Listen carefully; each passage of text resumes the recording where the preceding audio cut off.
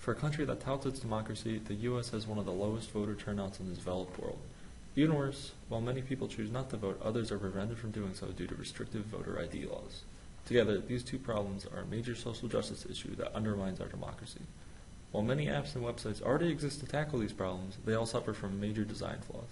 For example, many state board of election pages frustrate voters with information overload, while the voting app, an app designed to make it easier to vote, is not only confusing to use, but also contains outdated information.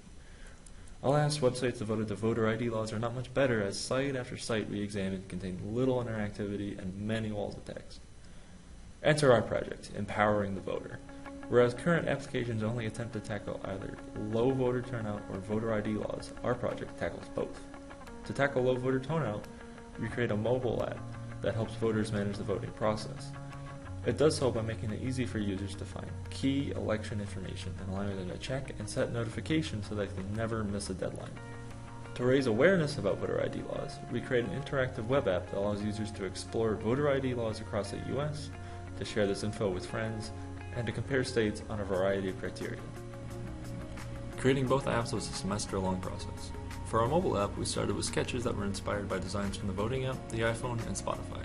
From these sketches, we created two mid-flight prototypes which allowed users to find their polling place and check their notification settings and history. These two prototypes varied on design layout and on information accessibility. In particular, users really liked the checkboxes for notifications or liked the tab layout with icons on the bottom. We used this feedback to design the first versions of our interactive prototype, which incorporated all of these features. While users liked the layout of the app, they nevertheless felt the notification pages could be improved. Taking their feedback into account, we created our final mobile version, which not only improved the aesthetics of the app, but also significantly improved the notification pages.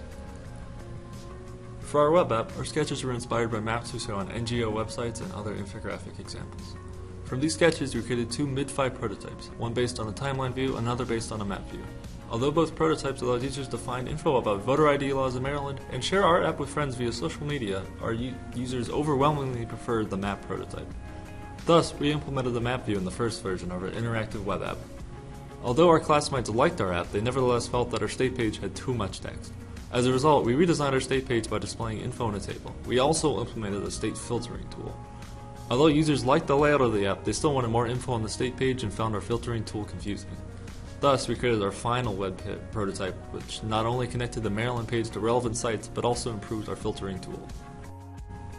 Together, our two prototypes allow users to accomplish 4 tasks. Our first task is getting directions to your polling place. To get directions, the user first clicks the Where icon to get to the Where page. Next, the user clicks the Get Directions button. This opens Google Maps with the polling place as a destination. Our second task is checking notification settings and history. To check notification settings, the user clicks on Notifications in the Overflow menu. On this page, the user can modify their notifications by clicking the checkboxes and calendar buttons. To check notification history, the user clicks on the Notification History in the Overflow menu. The third task is finding voter ID laws in the state of Maryland. This is done on the web app. To start this task, the user first clicks on Maryland in the interactive map. From there, the user clicks on voter ID laws in the table to complete this task. The final task is sharing the Maryland state page via email. To start this task, the user clicks on the email icon on the bottom of the state page. From there, the user selects their email service, which takes them to a new message that they can edit. Once the user clicks send, the email is sent and sharing is complete.